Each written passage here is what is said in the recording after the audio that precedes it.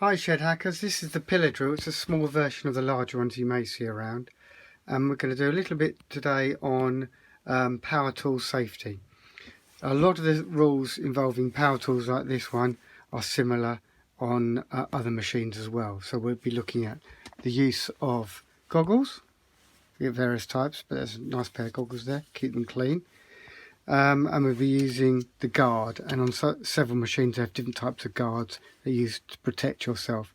Your hair, if you have long hair, should be tied back, and any loose clothing should be removed or tied back, and you should have an overall, or perhaps if you're younger you may have some sort of apron that should be supplied or with you.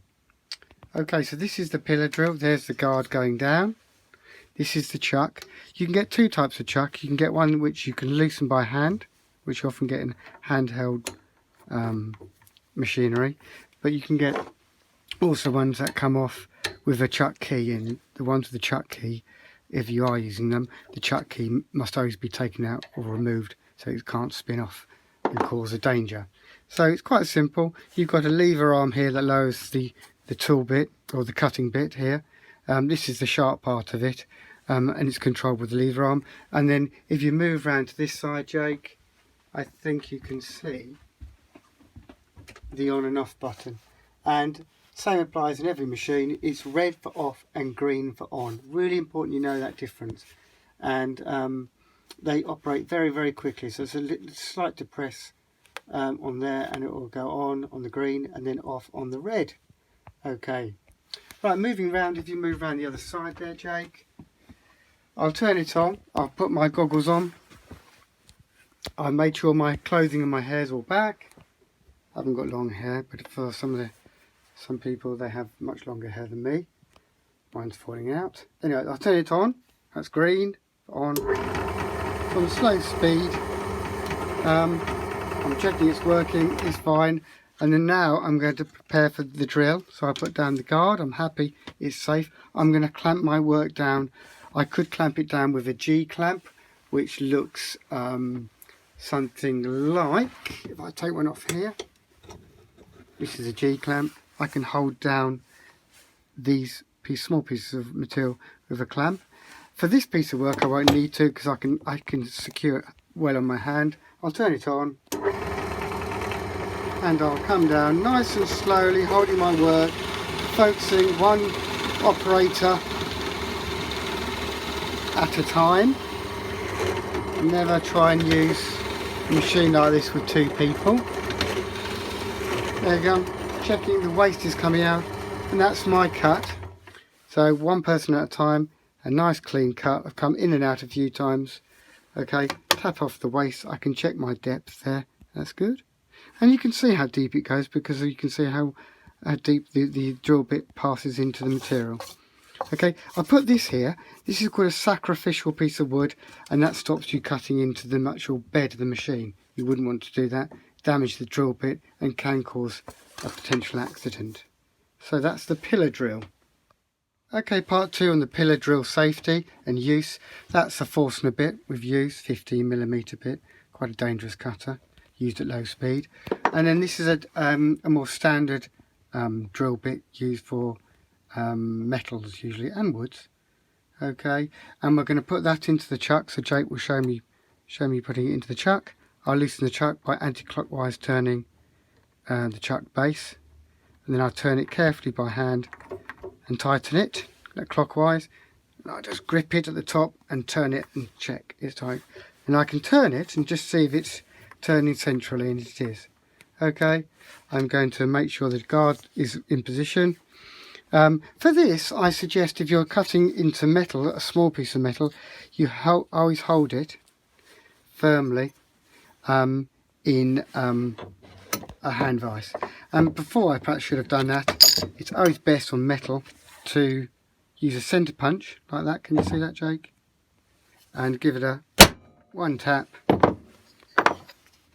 Centre punch it, tighten that securely. You can get some scrap wood, and then you can hold it in place there. Turn the machine on, make sure everything's safe. place it very carefully under the drill bit. Okay, just pan back there, Jake, so you can see. Get it in line. Just touch it and see if it's right. It looks correct. Looks correct. And then you can go all the way through, making sure, doing it very slowly, and then you can release that slowly, the release arm, and then you can safely turn the machine off with the red button. There's a red button to turn it off, as you know, green for on, and that's a safe way of holding something, guys, because if you don't use something like that, I can assure you that will spin and cause you potential damage by spinning in your hand, particularly with metal. Woods are a little safer to drill. Okay, so that's the pillar drill, that's the hand vise, that's the centre punch, the ball peen hammer you were used. We talked about the Forstner bit and the chuck key, and then we talked about also the G-clamp. Okay, brilliant, thank you very much, Shed Hackers. Okay, Shed Hackers, this is the power rotary sander, often used in an industrial situation and used in some colleges and schools. Potentially a very dangerous machine. It spins at about 300 to 400 RPM, that's revolutions per minute. We have to have extraction to suck out the dangerous dust. It should always be used with extraction, and you must wear goggles, if you can see that, goggles, and you must have any hair tied back which is long, and anything that's loose on your sleeves that's tied back as well. So when I use this with my son, I make sure that he's fully protected from any potential dangers or hazards in some way. So I'm just going to show you how to sand a little piece of wood safely. Okay, so it's green for on and red for off. Okay, so it's green, spinning at high speed. I'm going to put my goggles on.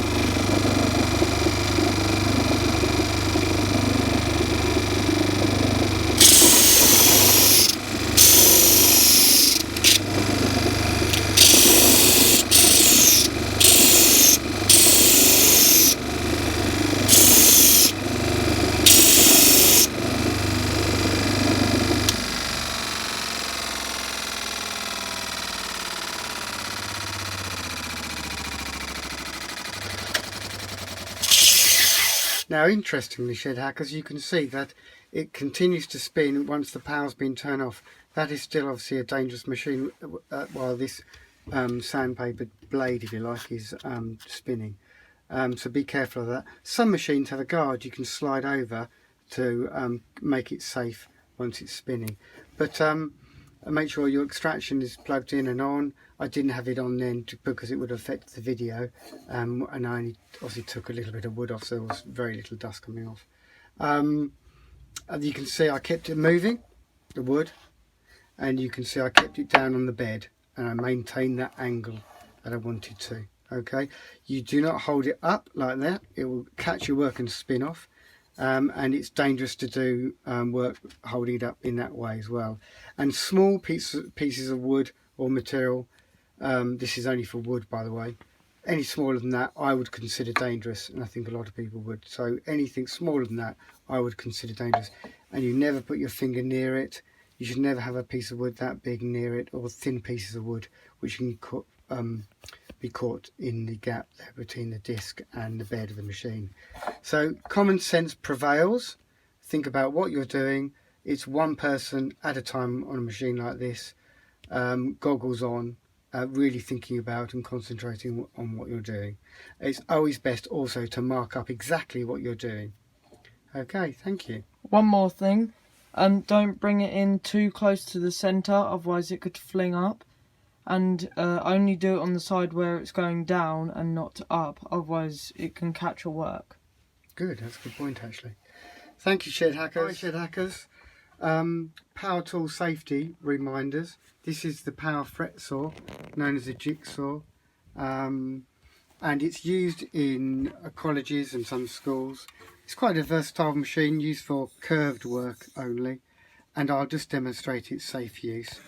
Guard should be down. I wouldn't leave it up, it does expose the blade. The blade teeth, which you can see on a sample blade here, should be pointing downwards. So as it operates, it actually pulls it down, the material down to the bed of the machine. Okay, safe machine to use. Doesn't have a blade that goes round and round like a bandsaw. It just oscillates in a sense up and down. Okay, or reciprocates, that's the word, isn't it? Reciprocate. Okay, so we'll turn it on. Red for off and green for on, as always. Any loose clothing should be tied back, and hair and goggles on. One person to operate at a time. So on we go.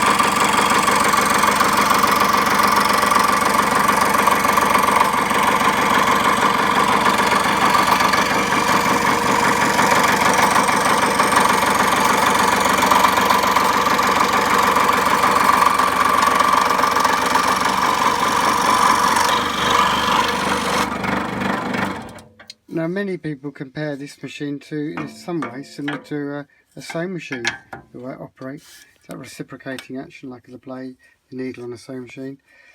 Once you've cut your main piece out, you can actually go in, if you want, from a bottom piece here and go out around that shape then and go through again. Some people drill a hole and then take the blade out, which you can do. You can take the blade out and put it through a hole once you've drilled in there. I'm going to do the earlier method that I mentioned. I'm just going to go through a hole there.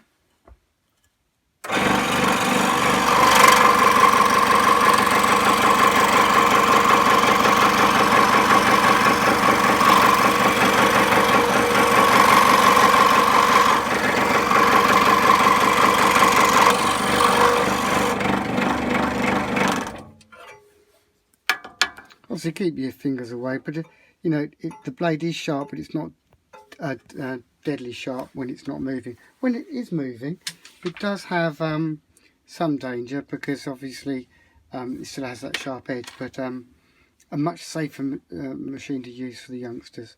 Okay, but I still advise that you've got somebody like an adult supervising anyone younger than 14 or 15 years old.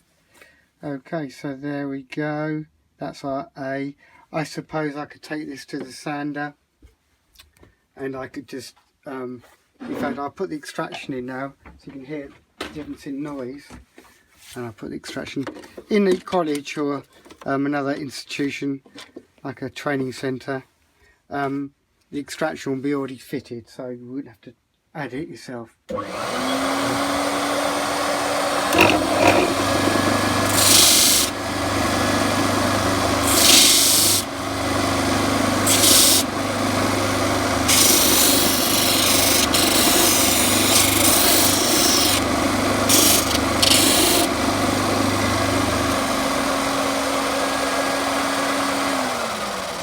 Okay, right, so in summary, I've been very careful, shed hackers, to be controlled as I did that. I think anything like that is really for an adult really to do, rather than a small person or a youngster under 14 or 15. But what you can do, and I'll get Jake just to pan across to here. You just come here, Jake. Just use a bit of sandpaper and go sand it along the grain. The grain, you can see those lines, you can see it more clearly on that piece of timber. But hold it down and sand away. And this is how you get a quality finish. So perhaps avoid the rotary sander for smaller bits of wood. And this is what Jake's made. Look, here's some good examples of what he's made before in the shed there. A lion, an elephant. A really good example. So very quickly you can move on to more complicated things. Alright, thank you very much, shed hackers. Okay, this is a handheld power drill. We're going to use the Forstner bit to cut a hole to make eventually an O like that in that piece of plywood.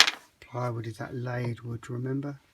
Okay, it's got a beech covering to it, a veneer to it.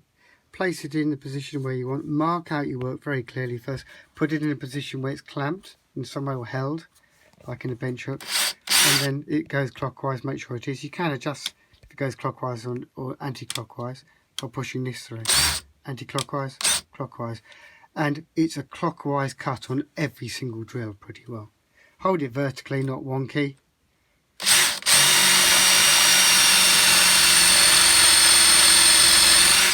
Okay, I'm not going to go right through because I don't want to damage my bench vise. You could use something sacrificial underneath, I suppose. And there you go, there's the cut using the power drill. Again, hair tie back, anything loose. Common sense, one person only, and leave it on its side somewhere safe, not hanging over the bench or a work area where you may be working. And one more thing, on the power drill, you'll see it's got these numbers on it. So if you like adjust that to 1, it'll slip really easy and stop you from like snapping your wrist or something. So it's good to keep that in mind. That if you're drilling anything particularly big, is to set that to quite a low setting. So if it kicks, it won't snap your wrist or anything. So like 9? Yeah, or 10. I demonstrate straight. Demonstration, guys. I'm holding the chuck. There's it work, stopping. That ratchet working. And it's a torque setting. But if I put it up to 15, I won't be able to stop it. Yeah. So you can adjust the safety side of it, in a sense. Goggles on properly if you're doing, more dangerous jobs with metal in particular. And again, common sense, working on your own.